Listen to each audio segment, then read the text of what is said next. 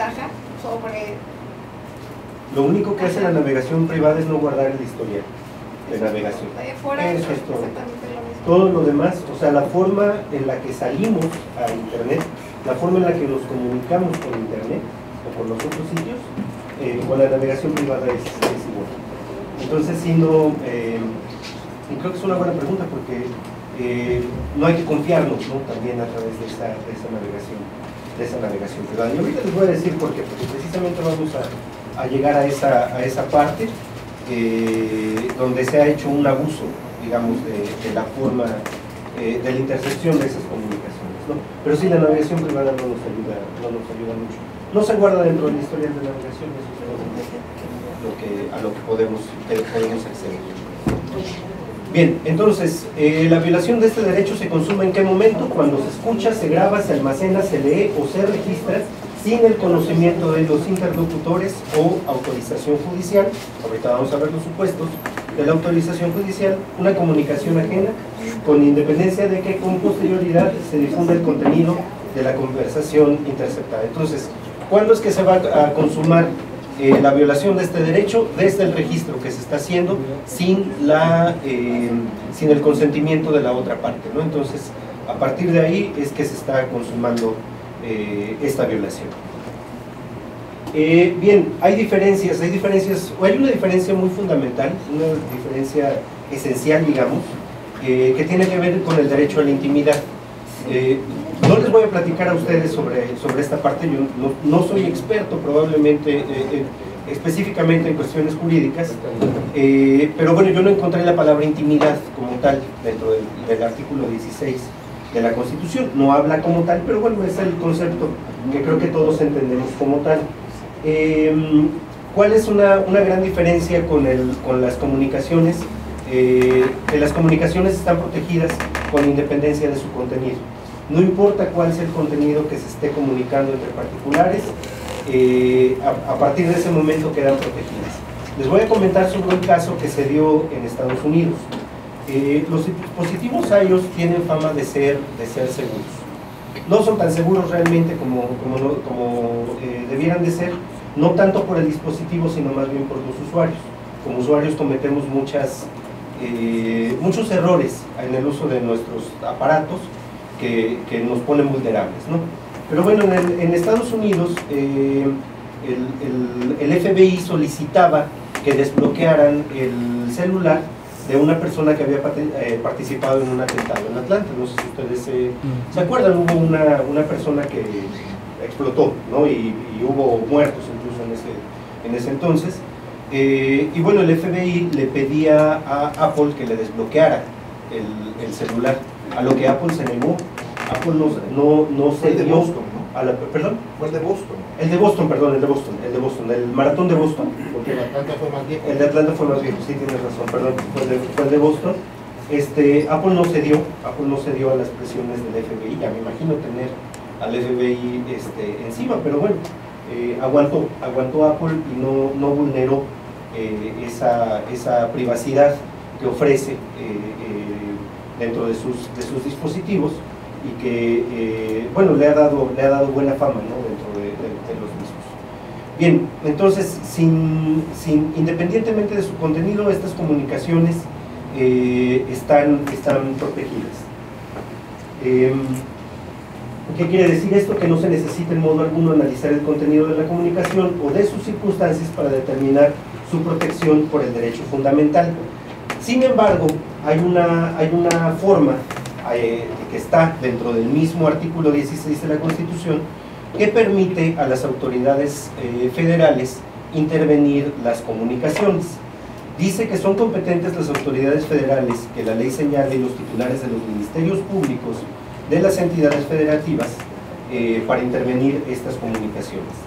La solicitud se tiene que hacer por escrito y cumplir con los siguientes requisitos. Debe fundar y motivar las causas de la intervención, señalar qué sujetos están involucrados en la intervención y el tiempo preciso que ésta durará. ¿A quién se le hacen estas solicitudes? A los operadores, ¿no? A Telcel, a Movistar, a Axtel, a Megacable, a Telmex, etc. Esto desde el 2014 apareció, bueno, se preservó precisamente este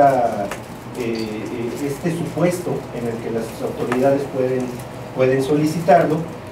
Sin embargo, como vamos a ver posteriormente, no está completamente, más bien, hay autoridades incluso que no tienen facultades para hacerlo y que hacen las solicitudes. ¿Y qué hacen los operadores por otro lado? Aceptan esas solicitudes, independientemente de que cumplan con los supuestos, de que esté debidamente fundado y motivado y demás. Entonces, es un problema que tenemos aquí en México. Dígame. Ya la mayoría de las operadoras telefónicas, yo me desempeñé como fiscal de distrito y varias veces solicité autorizaciones para las sábanas de llamadas, las comunicaciones, y entonces tiene uno que mandar la gaceta donde te autorizan a que eres autoridad para pedirlo, porque ya hacen eso. Ya se ha ido agotando esta pero parte. aparte, ya no se piden directamente al concesionario de las telecomunicaciones, se hace a través de la unidad de medidas cautelares. Correcto. Muchas gracias por la Y ya todo precisión. es vía electrónica. Todo. Correcto. Todo es vía electrónica. Les comparto un dato. En el 2017 hubo 75,000 solicitudes, 75,978 solicitudes a compañías telefónicas específicamente. ¿Qué quiere decir esto? Que hay 200 requerimientos diarios de toda esta parte. Creo que es algo, es un recurso muy importante, ¿no? O sea, yo lo veo, yo personalmente, yo como Martín Cadena, digamos, yo lo veo como algo muy útil, como algo que debe de preservarse. Sin embargo, creo que en algunos casos sí se puede prestar a que se abuse de esta parte, ¿no? Se han dado casos, digo, aquí lo tengo, hay un software, perdón, me voy a brincar un poquito. Hay un software que se llama Pegasus, no sé si ustedes han escuchado hablar de él. Pegasus es un software, un malware, se le llama. ¿Por qué? Porque se instala por debajo, es como un virus exactamente. Lo desarrolló una compañía israelí y lo puso a disposición, se lo vendió a muchos gobiernos, ¿no? ¿Cuál era una de las limitantes que ponía Pegasus? Que solo se lo vendía a los gobiernos. ¿Por qué? Porque se supone que se iba a utilizar únicamente con fines de vigilar las organizaciones criminales y terroristas, ¿no? Eso era como esta parte. No sé si han visto La Casa de Papel, hay una serie de Netflix, ¿no? Entonces se pueden intervenir los teléfonos, se puede tener acceso al micrófono, se puede tener acceso a la cámara, se puede tener acceso a todos los datos, a historias de llamadas, etcétera, etcétera, etcétera. Es sumamente fácil esta parte. Y también es sumamente fácil instalar un software de este tipo. El Pegasus es el más conocido, pero no es el único. Ya hay pues diferentes softwares que permiten hacer eso. ¿Cómo empieza todo esto? Simplemente con un mensaje, con recibir un mensaje, ¿no? O sea, un mensaje de texto como tal, no de WhatsApp, sino de texto. Se puede llegar a infectar el teléfono para espiar al usuario desde cualquier... No es necesario que uno responda ni que le dé ni nada. Sí, generalmente sí. Bueno, Trae una liga que dice... sí, o sea, trae una liga y al momento de abrirlo es cuando se instala todo el virus, ¿no? Entonces hay que hacer caso omiso de esos mensajes. Hay software que permite sin necesidad de eso, sino a través de la red de datos móviles permite infectar algún equipo. Es difícil, es sumamente difícil porque los equipos son generalmente seguros. Pero la forma más fácil de vulnerarnos, digamos nosotros, es precisamente dándole clic a ese mensaje que nos llegó, entrando a esa liga y pues bueno, ya con eso ya abrimos la puerta a cualquier cosa, ¿no? Bien, cada una de las instalaciones exitosas de este programa costaba en aquel entonces $57,000 según documentos del New York Times, de una investigación que hizo el New York Times. No es caro, si ustedes lo ven, o sea, $77,000 para un gobierno es muy fácil de pagar, muy fácil de pagar. Entonces pues se podía utilizar. Todo iba bien hasta ahí. Donde empezó el problema cuando organizaciones civiles denunciaron que ese malware fue utilizado por gobiernos de algunos países para espiar a periodistas y defensores de los derechos humanos. ¿A qué podemos acceder con este software? Pues a una huella de lo más completo. O sea, podemos saber dónde estuvo cada persona, podemos saber lugares de trabajo, podemos saber lugares de reunión, podemos, por supuesto, conocer todas las comunicaciones que viajen a través del mismo teléfono, etcétera, ¿no? Entonces, este software Pegasus ha hecho también bastante daño, ¿no? Ha servido también para capturar a algunos criminales importantes, pero también ha sido mal usado, ¿no? También por algunos gobiernos para espiar a periodistas. Bien, volviendo a este tema de las solicitudes, de estas 75.978 solicitudes que se hicieron durante 2017, no tengo el dato más actualizado porque, bueno, tarda un poco en fluir la información. Se hicieron autoridades no identificadas, que quiere decir, o sea, las bases de datos dicen FG, TSJ, PGJ, JCA, JC, JO y otra como tal, o sea, queda registrada como otra en 2017, fue el 16.993 solicitudes realizadas y 15.539 satisfechas de estas. El porcentaje de recepción de información son altos, están arriba del 90% generalmente, que quiere decir que 9 de cada 10 solicitudes que se hacen se acceden efectivamente. La Procuraduría General de la República es quien hizo más, 14.000, y de ahí van a las fiscalías de los diferentes estados. Podemos ver la del Estado de México, de la Procuraduría General de Justicia de la Ciudad de México, la Fiscalía General del Estado de Puebla también, de Puebla, de Veracruz, de Jalisco, de Morelos, de Querétaro y el Poder Judicial de la Federación. Esas son las estadísticas en el 2017 de cómo se hicieron esas solicitudes. Vemos que, bueno, la Procuraduría General de la República es quien más solicitudes tiene a este respecto. Bien, volviendo un poco al tema de cómo, les decía, quiénes son competentes para intervenir en estas comunicaciones, pues autoridades federales y los ministerios públicos, como acabamos de ver en la gráfica.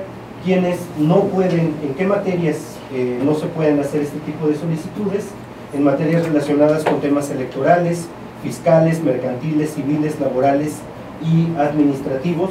Bajo ninguna circunstancia se podrá autorizar este tipo de solicitudes, y tampoco se podrá dar autorización en los casos que las comunicaciones sean entre un detenido y su defensor, ¿no? Todas esas quedan protegidas por la Constitución. Bien, entonces esos son los datos. ¿Dónde puede haber probablemente alguna vulneración de algunos derechos? Pues bueno, lo que hay que cuidar en los congresos, por supuesto, es el diseño, porque es el Ejecutivo quien las solicita y las ejecuta, y el judicial generalmente quien las avala, ¿no? Es obligatorio también para todos los operadores de telecomunicaciones. ¿Y dónde están realmente algunas áreas de oportunidad? ¿Dónde no se ha visto la situación actual? ¿Dónde se tienen que atender algunas cosas? Bueno, ninguna autoridad ofrece reportes de rendición de cuentas de esta parte. Lo que yo les mostraba, un 90% de las solicitudes se otorga la información, pero no hay rendición de cuentas en este sentido. Ninguna autoridad ofrece este tipo de reportes. El Instituto Federal de Telecomunicaciones no publica información estadística que es entregada por parte de los operadores.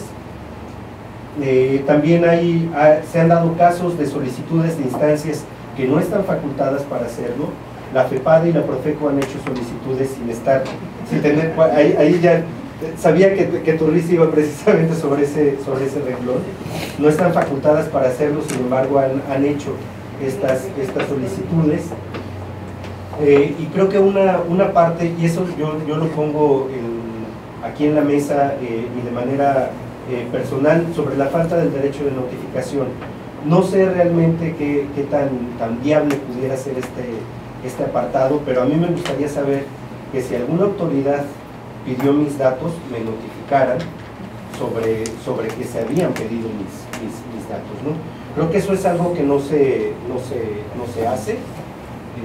Creo que eso es algo que se presta un poquito a discusión. No sé si hay alguna opinión. Cuando se rechace. Salvo que ya haya comparecido la persona en calidad de probable responsable y después de eso se haga la intervención de la comunicación o se pidan las armas de llamada, ahí ya, como todo se va agregando, tiene derecho a ver que se pidió, que se le había pedido. Que se pidió eso, ¿no?